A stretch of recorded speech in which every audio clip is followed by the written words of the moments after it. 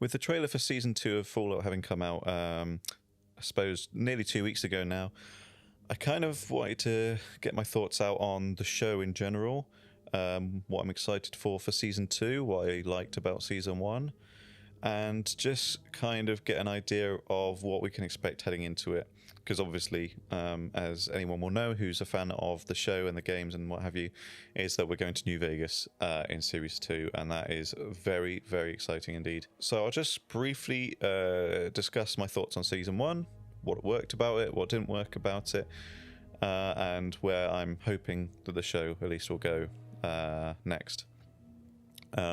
Overall, my thoughts on Series 1 was that it was excellent. I haven't seen a show that has actually been genuinely well written for a long time. There's been so many shows that are popular or technically well made and things like that, but I can't remember the last time I saw a show that was actually genuinely well written and not written in a way where characters all talk like they're Marvel characters or just really blatantly kind of expressing what it is that's going on and, you know, being really expositional and things. You know, they're actually deep and interesting characters. Not just the three main ones, who are obviously all great, especially the Ghoul, but people like Norm back in the Vault.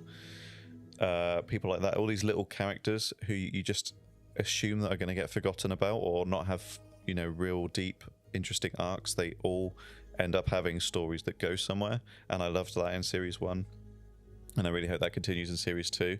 And seeing how the three main characters do all change and seeing their stories and how they're not one-dimensional or two-dimensional, you know, they've all got really deep things that they have going on, which especially I would say is more evident in Maximus and Cooper Howard as well. Those two, they're so multifaceted in what they are trying to get across and how they think and how they act. Especially Cooper Howard more so than Maximus, but Maximus is still, you know, you're not quite sure what his intentions are, what his motivations are. He's kind of making it up on the fly almost. It's like he wants something, but he's just kind of fumbling his way to get there, almost. But Cooper Howard is such an interesting character because we're so used to seeing post-war Fallout stuff in the games, but to see pre-war Fallout in such detail and to have that narrative device of ghouls existing as one of the central characters to allow us a window into the past, into the pre-war stuff, really adds a whole layer to the series that you just don't really get in other series. Because even in other series where there might be a flashback or a different time period, you don't have any cohesive characters that share those jumps in time necessarily, whereas Cooper Howard has seen all of it. You know, he was there at the start when the bombs dropped. He was the mascot for Vault-Tec, you know, became the Vault Boy essentially, and he survived the atomic annihilation. He became a ghoul, and now he's a bounty hunter in the Wastelands. And you see so much the difference in his character with those two time periods. They're so fascinating. And the more you come to learn about him, the more that you see that his moral compass has shifted, which you don't see so much in the other two characters because they're already existing in this world that they have been born into and brought up in very different circumstances. And those three characters are so well written, as are all the other supporting cast. Like I say, Norm in the Vault, Lucy's father, Moldava, all these people, they really add a richness to the story in the series and to the Fallout world in general, actually. And I do have problems with some of the stuff in Series 1. Obviously, there's a lot of talk about the Shady Sands and the dates and all that kind of stuff, which I do understand the frustration with, but I personally can ignore it to the point where, you know, it doesn't really frustrate me or anger me. You know, that there's always been inconsistencies in the lore of Fallout in all of the games and things like that, so I can't worry too much about that. But my main problems are things like how in episode 1 there's just so much reliance on slow motion that it really takes any sense of threat or kineticism from those scenes, especially when the raiders are coming into the vault. Everything looks fake. Nobody's connecting their hits to each other.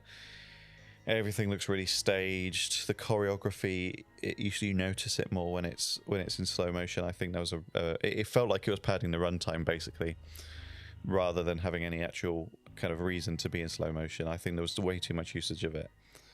And I also don't really care for the way that the power armor flying around in Philly looked, especially because in Fallout 4 you have to modify your armor to be able to jetpack around like that, but he just kind of has it built in and just doesn't know how to use it. It is played for laughs and it is kind of funny and goofy, but I could have done without it. I really don't think that worked at all. Other than those two things, there's not really anything I didn't like. I thought the show overall was really well made, good quality. I mean, I suppose sometimes it looked a little bit like the sets were sets. Like, there were moments I didn't really buy it as a real place, but then again, you get that in kind of every TV show. There's moments where it's like, okay, that doesn't quite look real. But that's a tiny little nitpick, really. And the ramifications for the ending of Series 1 with the Cold Fusion stuff, that's definitely something that needs to be addressed again, either in the show or in the games. If there's any future installments, that needs to be addressed, because that's such a huge piece of technology, and the fact that it just lights up all of LA, even though LA has clearly been destroyed, I think that needs to be addressed. But going into Series 2, at the end of Series 1, having seen New Vegas, that is really, really exciting, and the trailer looks fantastic. I think everything looks spot on. New Vegas looks great. All the little brief things that we see in New Vegas, like the Kings and Freeside, they all look great. You get Victor, who's come back.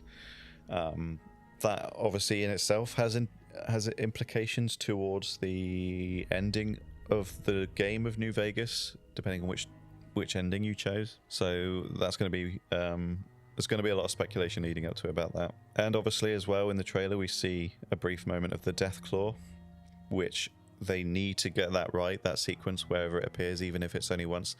They need to get it right to show just how unbelievably dangerous those creatures are. Because, you know, in Fallout 4 they're not so much of a problem, but in 3 and especially New Vegas, they are horrible, absolutely horrible. So I feel like we need to see people being absolutely torn apart and eviscerated, and the Deathclaw in a way needs to not die, or if it does die, then it needs to be from like a mini nuke or something like that, for it to really have the proper punch to the audience that this is something that you need to avoid at all costs. A bit like a Balrog in a sense, you know, you can only run away from it. Other notes from the show, I would say, I hope we learn more about the ways that the conspiracy between Vault-Tec and Robco and all these things, how that has played out in the sort of time between when we see that those meetings happen in Series 1 and the bombs dropping. I hope we see more of those characters, and I hope Mr. House is implemented properly in the show. Obviously, he's such a charismatic character in New Vegas and is integral to the story. I think we need to really have him done well. And from what we see in the trailer, the new actor playing him, Justin Theroux, cousin of Louis Theroux, he looks great, sounds a lot closer to what we expect Mr. House to sound like, I would say. And really, even in just a few brief moments in the trailer, he sounds and looks like a menacing person, like he's got a lot of power and influence, especially when it comes to Cooper Howard as well. Other than that, yeah, the show, I think it's really great. Really looking forward to season 2. I just kind of really wanted to briefly exercise my thoughts from my mind, because we are coming into the last few months before it comes out, which is it's crazy how fast this year's gone already. I'm hoping to rewatch season 1 soon to definitely establish how much I liked it. Because other things that I liked about it actually are the fact that it feels like Fallout and it sounds like Fallout, and people, you know, say stupid things like they do in Fallout. You know, they capture the world so well, and the humor and the silliness and the over-the-top nature of it. They capture all that while still telling these heartfelt stories that mean something and have dramatic weight to them, and characters that are unique and are in unique situations. That's all really great stuff. So I want to see more of that. I want to see New Vegas done right, and I just can't wait to see where the story goes, because that's the main thing as well, is that because the show is supposed to be an addition to the games, you know, essentially a live action version of the games as a new entry, then the story needs to have a lot of interesting twists and turns. And I can't think of any better place to do that than in New Vegas. So we'll see where it goes, and I very much look forward to seeing more of it when it comes out. But let me know what you think about the show, if it's become one of your favorites, or if you just really can't get on with it, don't like it at all, whatever you feel like. And, you know, like, subscribe, comment, all those usual things that people ask you to do on YouTube. And hopefully I will speak to you about something again soon. So thank you for listening. Bye.